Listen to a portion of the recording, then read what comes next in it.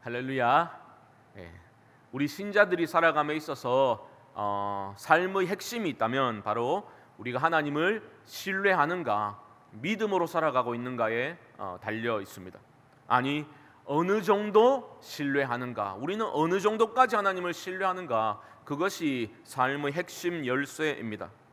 살아가다 보면 우리 앞길이 막막할 때가 있습니다. 바로 그때에 여기까지 나를 인도하신 에베네셀의 하나님을 신뢰한다면, 또 나의 앞길을 예비하실 여호와 이레의 하나님을 내가 신뢰할 수 있다면 그 사람의 인생을 하나님께서 책임져 주시고 끝까지 인도해 주실 것입니다. 그러한 신뢰 없이, 믿음 없이 무조건 긍정적으로 생각한다고 해서 삶이 형통해지는 것은 아닙니다. 그냥 여호와 이레의 하나님을 반복적으로 주문하듯이 웬다고 다 잘 될 거야, 이런 식으로 접근한다고 형통이 펼쳐지지는 않는다라는 것입니다. 우리가 주님을 경외할 때에 주님을 깊이 만나게 되는 것입니다. 주님을 경외할 때 주님을 깊이 만나게 됩니다.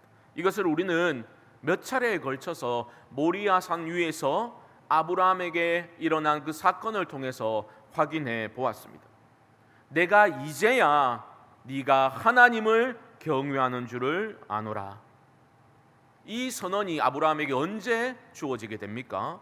바로 독자 이삭을 아끼지 않고 하나님께 번제로 내어드리려고 하는 그 순간에 하나님께서 다급하게 아브라함을 말리시면서 주셨던 말씀입니다. 네가 독자 이삭까지도 아끼지 않는 것을 보니까 네가 하나님을 경외하는 줄 내가 이제야 알겠다.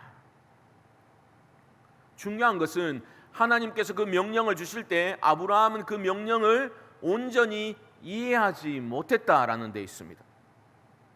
하나님께서 너는 열국의 아비가 될 것이다 라고 말씀하셨는데, 바로 네 몸에서 날 자, 즉 이삭을 통해서 그렇게 많은 자손을 주시겠다 약속하셨는데, 지금 그 약속의 자녀를 번제로 바치라 말씀하시니 아브라함이 처음에는 얼마나 충격을 받았겠습니까? 이게 도무지 어떻게 이루어질 수 있을까? 얼마나 번뇌했겠습니까? 그럼에도 그는 선하신 하나님을 신뢰했고, 약속을 주신 하나님은 반드시 약속을 이루시는 신실하신 하나님이심을 그는 믿었기 때문에 순종의 자리로 나아갈 수 있었다라는 것입니다. 여호와 이레의 하나님을 아브라함이 결국 언제 경험하게 된 겁니까? 여호와 하나님을 경외할 때, 야레할 때, 우리가 여호와를 야레할 때 우리를 이레하시는 여호와 이레의 하나님을 만나게 된다라는 것입니다.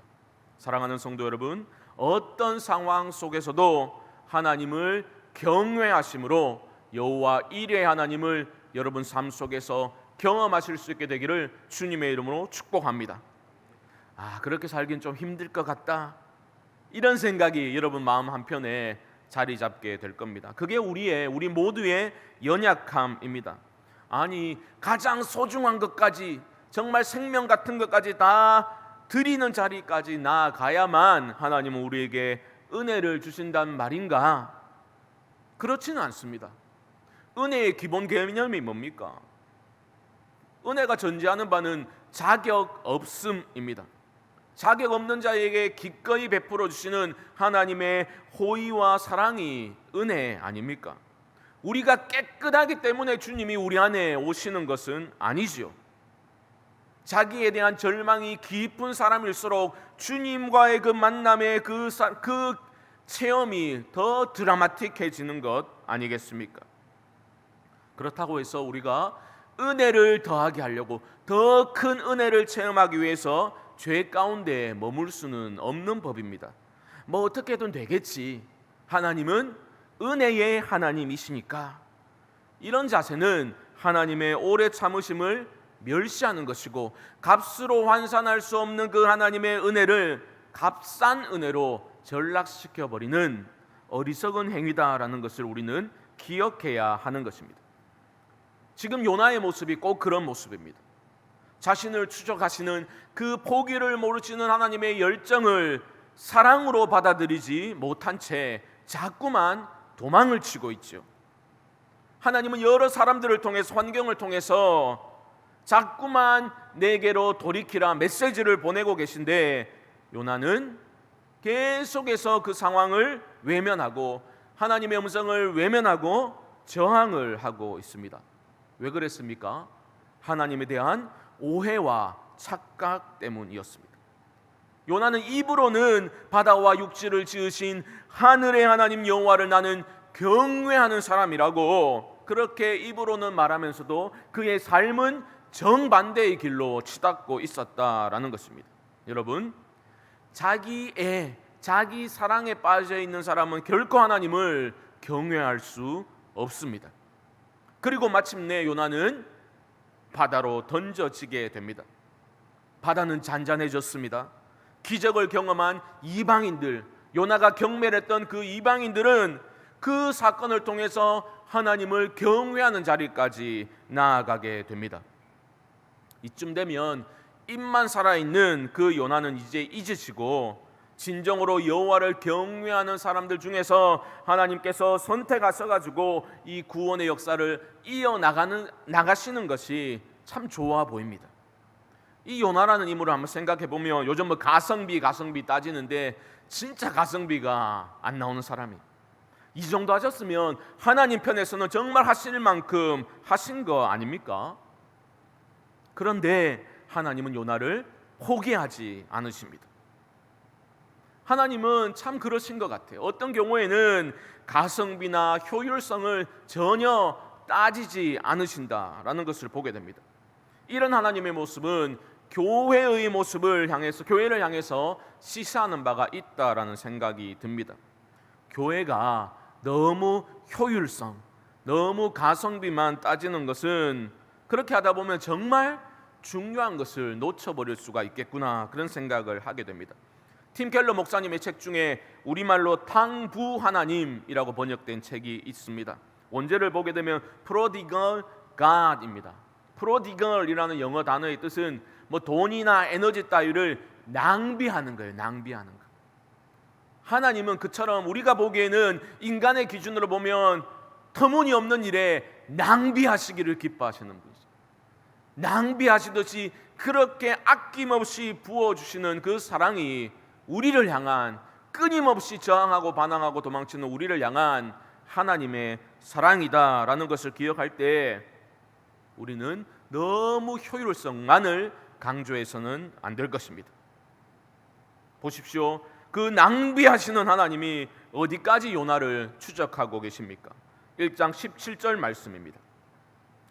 여호와께서 이미 큰 물고기를 예비하사 요나를 삼키게 하셨으므로 요나가 밤낮 3일을 물고기 뱃속에 있으니라.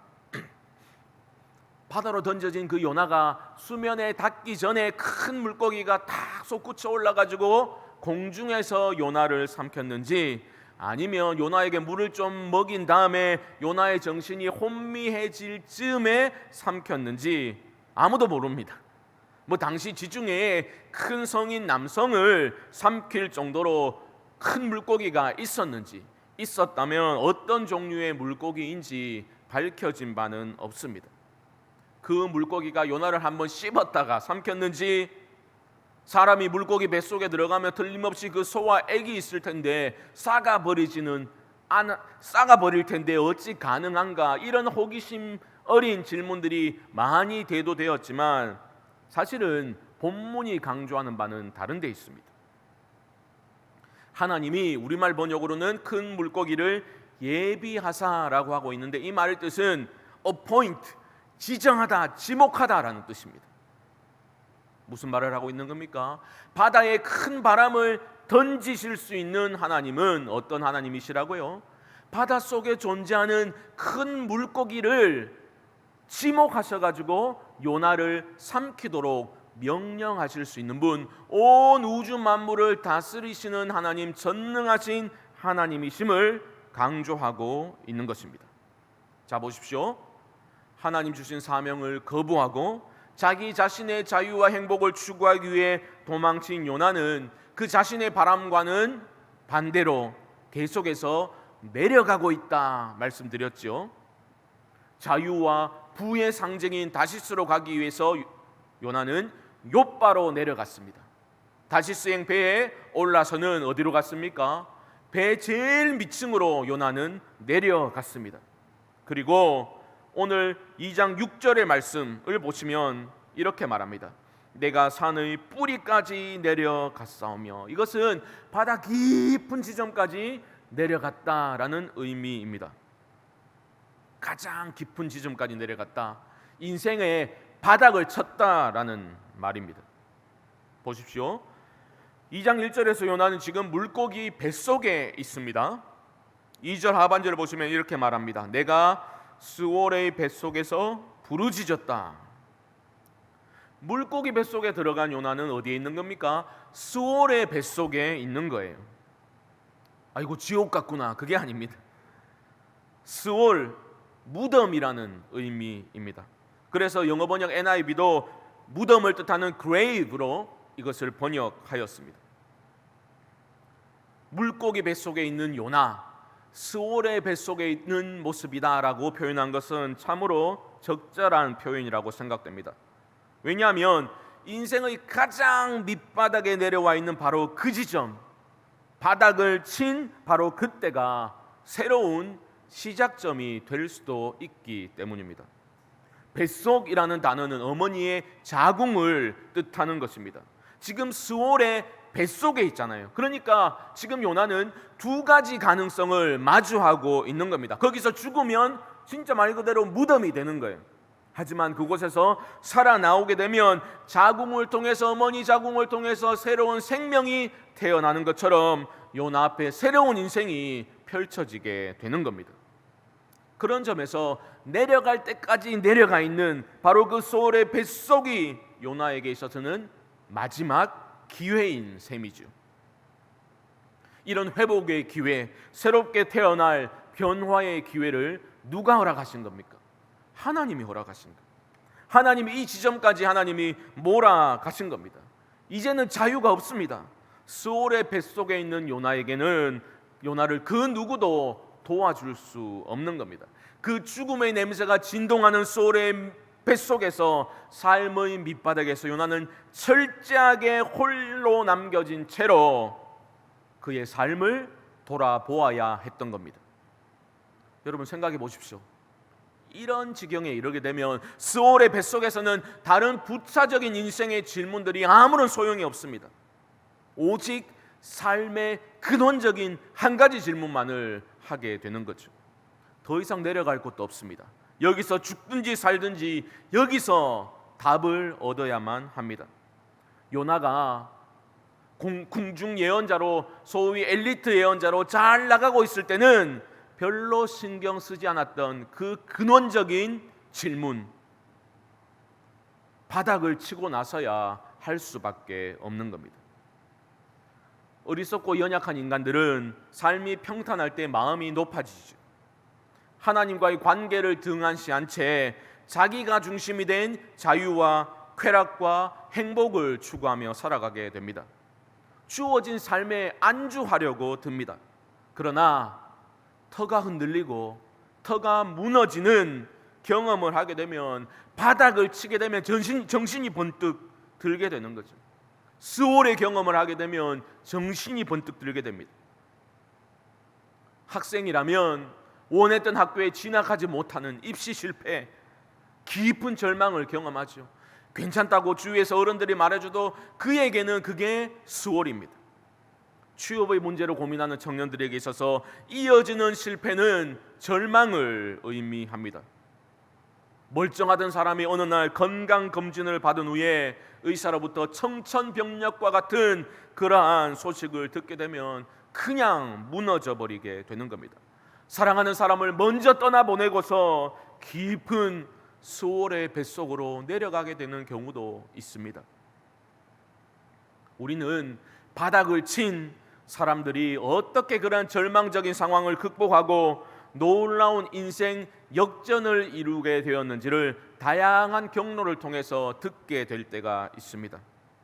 하지만 사람이 바닥을 쳤다고 해서 자동적으로 튕겨져 나와서 인생이 삶이 회복되거나 상승세로 가지는 않습니다. 힘이 필요한 거예요. 어떤 사람들은 자신이 실패했을 때 자기를 조롱했던 사람들의 그 얼굴을 떠올리면서 이를 악물고 분노를 원동력으로 삼아 성공을 거두는 경우도 있습니다. 어떤 이들은 겸손하게 그냥 하늘이 도우신 것 같아요, 운이 좋았지요 뭘, 이렇게 말하기도 합니다. 하지만 신자의 경우는 다릅니다. 요나를 보십시오. 그는 물고기 뱃속으로 내려간 후에 비로소 무엇을 하고 있습니까? 바로 요나가 기도를 하고 있습니다.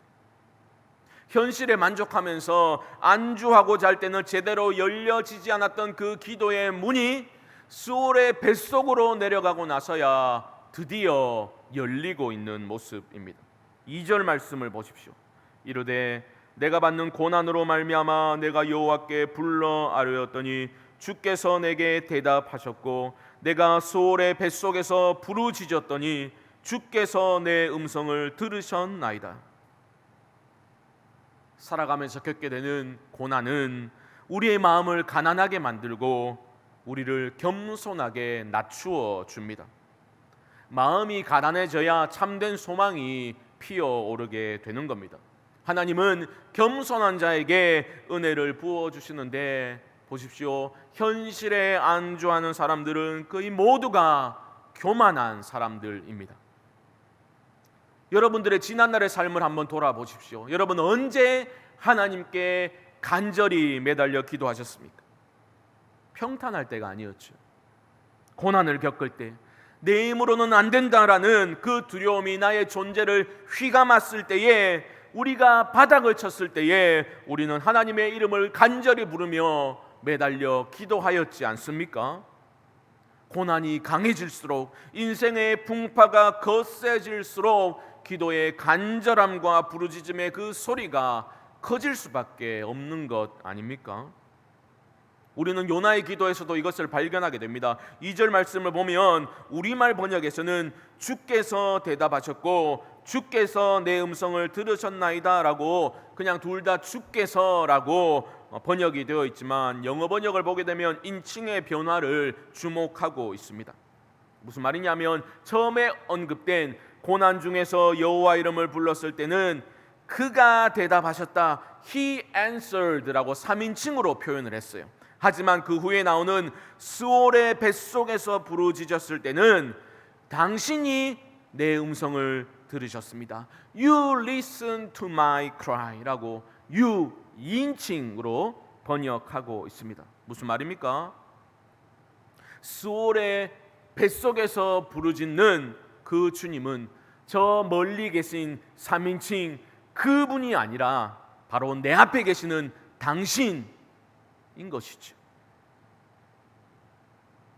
우리가 겪는 모든 시련이 우리를 낮추시기 위해서 하나님이 주신 것이다 라고 말할 수는 없습니다. 하지만 많은 경우 스올의 뱃속으로 들어가서야, 인생의 바닥을 치고 나서야 우리는 비로소 주님이 눈에 들어오게 되고 주님을 찾게 됩니다. 미련한 인생들은 주님밖에 남아있지 않을 때까지만, 그때까지 가서야 주님만 있으면 되는구나라는 것을 깨닫게 된다라는 것입니다. 스올의 뱃속에서 발견한 희망은 무엇입니까? 단순히 이곳에서 하나님 건져주시겠지라는 살기 위한 희망만은 아닐 것입니다. 그 전에 하나님은 어떤 분이신지를 인식하기 시작한 것이 바로 희망의 시작입니다. 하나님은 우리가 겪는 시련을 통해서 우리가 무엇을 깨닫기를 원하실까요? 하나님이 어떤 분이신지를 우리가 바로 알기를 하나님은 원하신다라는 것이죠. 자기가 중심이 된 그 이기적인 자유를 고집하는 그 완고함이 깨어지고 하나님의 자유를 우리가 인정할 때에 참된 자유가 우리에게 임하게 되는 것입니다. 우리가 스올의 뱃속으로 내려가고 싶은 사람 누가 있습니까? 그런 경험이 없다 하더라도 요나를 우리의 반면 교사로 삼아서 심각하게 생각해 보아야 할 것입니다. 나는 하나님을 어떤 분으로 알고 있는가? 피상적인 나의 그 하나님 이해가 깨어지고 바다와 육지를 만드신 창조주 하나님, 바다에 큰 바람을 던지실 수 있는 하나님, 큰 물고기를 지목하여서 자신의 뜻대로 움직이실 수 있는 그 전능하신 하나님을 두렵고 떨림으로 우리는 바라보아야 한다라는 것입니다. 극심한 그 소울의 뱃속 경험이 있든지 아니면 우리가 지금 평탄한 삶을 살아가고 있든지 상관없이 이 땅에 존재하는 모든 인생들은 하나님의 다스리심을 앙망하고 그분의 위대하심을 소리 높여 찬양해야 마땅한 것입니다. 그런데 우리는 어느 순간 모든 것이 내 중심이 되어 버렸습니다. 신앙도 마찬가지죠. 예배의 방식이나 모든 면에서 프로그램이나 세련되어졌을지는 모르겠지만 그 중심에는 하나님이 계신 게 아니라 나의 필요가 중심에 있을 때가 너무 많죠. 나의 필요와 나의 만족과 지독한 자기 사랑이 중심에 있을 때가 얼마나 많이 있습니까? 하나님도 나를 위해서 무엇인가를 해 주셔야만 되는 분으로 취급할 때가 있죠. 하나님의 그 부르심을 외면하면서도 끊임없이 자기 애와 자기 행복이 중심이 된 작은 왕국의 삶을 치열하게 추구하면서 우리는 은혜라는 표현을 쓰기에 주저하지 않게 되었습니다. 하나님이 우리를 돌이키라고 인생의 풍파를 허락하시면 우리는 불쾌함을 대놓고 표현하죠.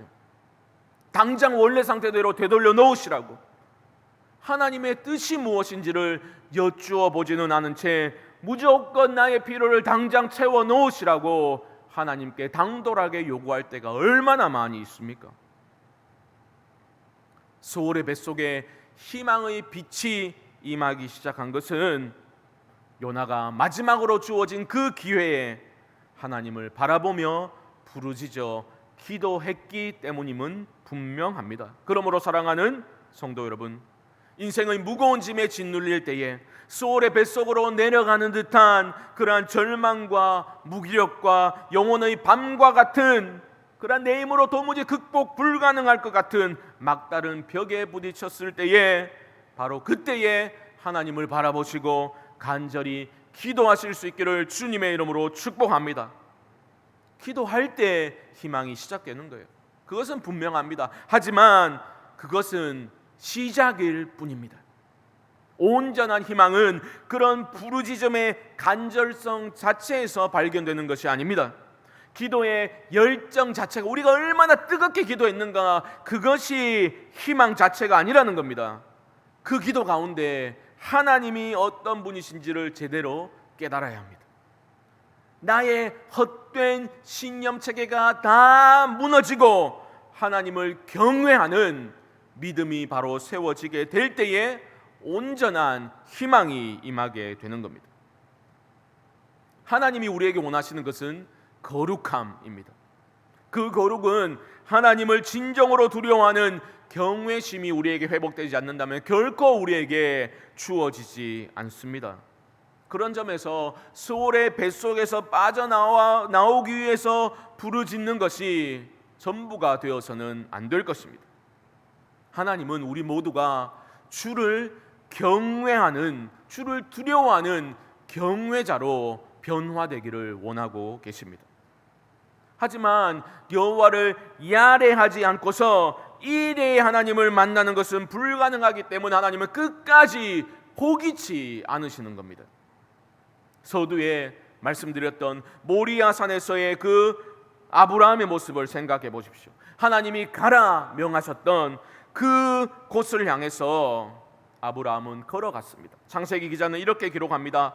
제3일에 아브라함이 눈을 들어 그곳을 멀리 바라본지라. 사흘이라는 기간, 어쩌면 그 요나가 물고기 뱃속, 소울의 뱃속에서 보낸 그 사흘을 떠올리게 만들어 주지 않습니까? 아브라함이 그냥 옛설 외치고서 그냥 이삭을 바치려고 칼을 빼들었던 것이 아닙니다. 그 사흘이라는 기간 동안 걸어가면서 하나님의 선하심과 그 하나님의 선하심에 대한 믿음과 현실적인 상황 사이에서 얼마나 고뇌하고 사투를 아브라함이 벌였겠습니까? 그렇지. 내가 어느 순간 하나님의 약속 그 자체보다는 하나님이 허락하신 이 선물, 이것에 내가 주목하고 이것을 내가 의지하고 살아가고 있었구나 라는 것을 자기 자신의 그 모습을 발견하게 되었겠지. 결국 아브라함은 그 고통의 시간을 통과하면서 선하신 하나님, 주신 약속을 반드시 이루고야 마실 그 하나님, 신실하신 하나님을 신뢰하게 되었고, 그때에 아브라함은 아들을 번제로 바치려는 그 순종의 자리까지 나아가게 된 것입니다. 그때 바로 네가 나를 경외하는 줄 알겠다, 하나님의 인증 마크를 아브라함이 획득하게 된 겁니다. 하나님은 우리 모두에게 경외심을 회복하라 말씀하십니다. 그저 고통의 시간이 지나가도록 이번만 하나님 한번 살려주십시오, 그게 아니라 참된 두려움을 회복하라 우리에게 말씀하고 계십니다. 잠언 1장 7절 말씀을 보면 여호와를 경외하는 것이 지식의 근본이라 말씀하셨습니다. 우리는 여기서 지식은 책을 읽고 다양한 경로를 통해서 쌓아나가게 된 인간의 지식을 의미하는 게 아닙니다. 무엇을 경험하고 느끼고 알아가는 모든 과정을 지칭하는 단어입니다. 그러므로 지식보다는 어쩌면 인식이라는 번역이 더 합당한지도 모릅니다. 무슨 말입니까? 하나님을 우리가 경외할 때에 우리 삶에서 우리는 모든 것들을 제대로 인식할 수 있게 된다라는 것입니다. 우리가 하나님을 두려워할 때, 우리가 하나님을 경외할 때에 진정한 나를 인식하게 되는 것이고, 나의 자리를 찾아가게 되는 것이고, 내가 어떻게 살아가야 될지를 알게 되는 것이고, 내가 무엇을 위해 살아가고 왜 사랑하고 내가 왜 희생하고 왜 나는 날마다 자기라는 우상을 깨뜨리고 낮아지고 내려가는 삶을 살아야 하는지를 깨닫게 된다라는 것입니다. 사랑하는 성도 여러분, 우리 모두가 삶의 어떠한 형편 속에서든지 하나님을 경외하는 법을 배울 수 있기를 주님의 이름으로 축복합니다. 그리하여서 우리 안에 참된 인식이 회복되어서 참되신 하나님을 바로 알고 그 참되신 하나님을 전심으로 신뢰하며 순종할 때 우리 삶에 임하게 되는 놀라운 복과 은혜를 풍성히 누리며 우리 모두가 살아갈 수 있게 되기를 주님의 이름으로 간절히 축원드립니다.